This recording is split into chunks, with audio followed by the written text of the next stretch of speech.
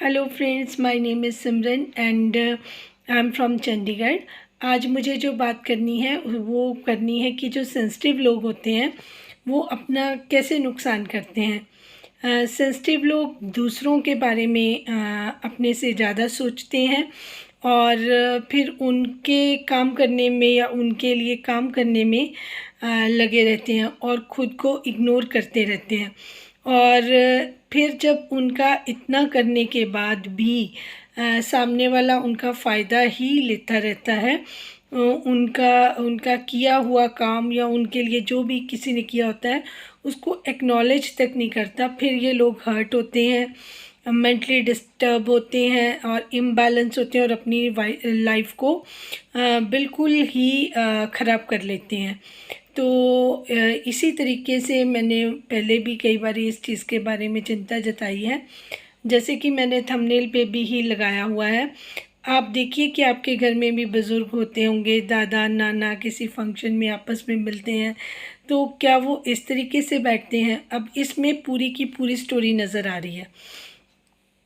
जो इनके फादर थे साजिद भाई के, इन्होंने इनको ऊपर साइड पे रख दिया, वो पूरा दिन ऊपर ही रहते हैं तो नीचे चाचू को कोई ज़्यादा मतलब परेशानी नहीं होती। तो मैंने साजिद भाई को इसलिए बोला था कि इनको साथ रखें ताकि उनको भी फ़ील हो कि मैं यहाँ पे मेरी जगह नहीं है, तो मैं ज़बरदस्ती यहाँ पे आके बैठा हूँ।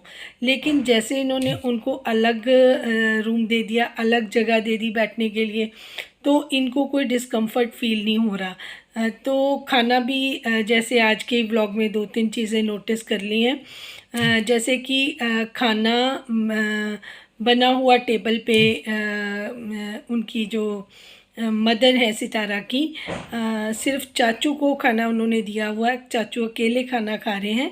साजिद भाई के शायद फादर ने कहीं और खाना खाया होगा। तो ये लोग जब खाने पे भी साथ नहीं बैठे होते, तो आप सोचिए कि दो बुज़ुर्ग एक एज के घर में हो और वो मिलके ना बैठें, मिलके खाना ना खाएं।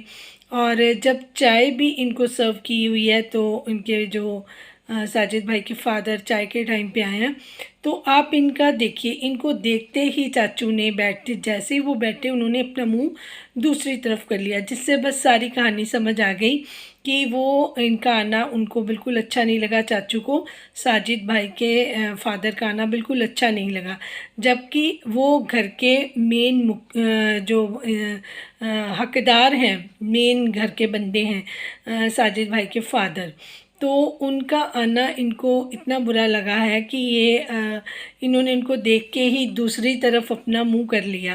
और जो उनके साजिद भाई के फादर हैं, फिर वो भी बुज़ुर्ग हैं, उनको भी वो वाइब्स मिलती हैं कि मेरे को देख के इनको अच्छा नहीं लगा, तो उन्होंने भी अपना दूसरी साइड पे फेस कर लिया। आप वीडियो में देख सकते हैं जाकर।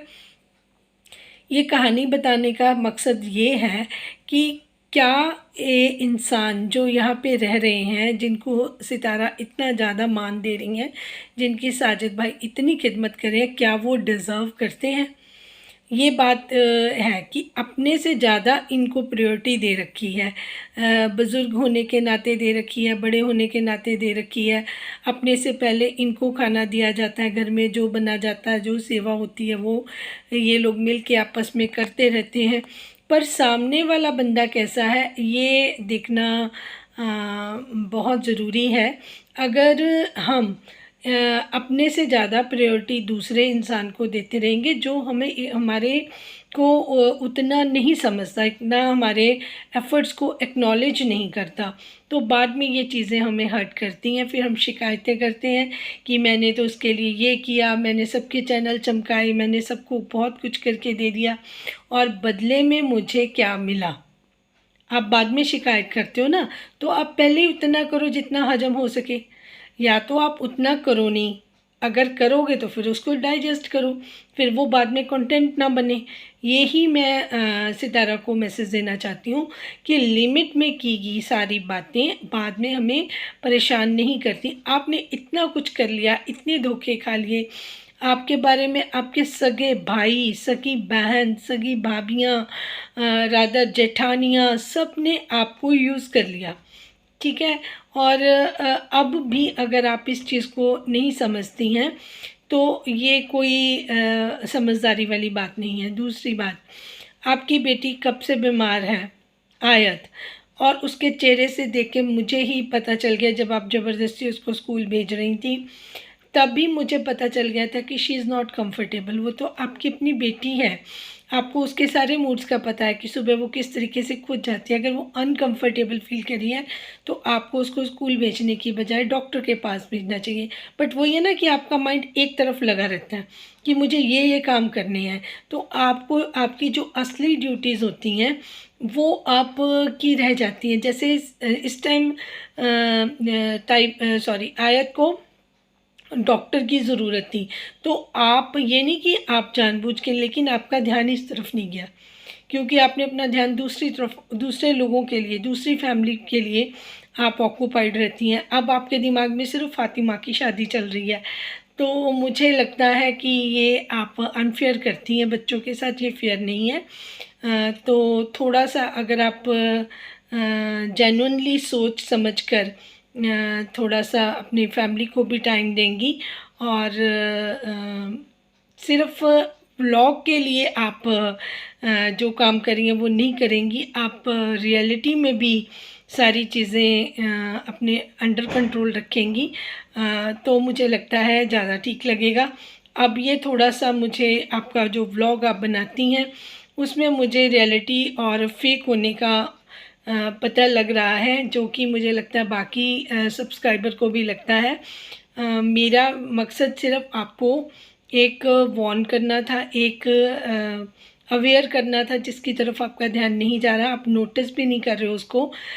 तो मैं सिर्फ अपनी एज अ ड्यूटी समझा रही हूँ कि ये चीज़ें जो हैं वो हम मेरे को नहीं अच्छी लग रही, तो बाकी लोगों का भी इसी तरीके से है, क्योंकि मेरे पास जो भी कमेंट्स आते हैं वो कहते हैं कि हम भी इसी तरीके से सोच रहे हैं।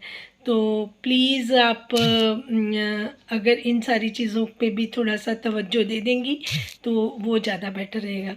जिनको मेरी बात अच्छी लगी और मेरे चैनल को लाइक, सब्सक्राइब और शेयर करें। Thank you so much for watching.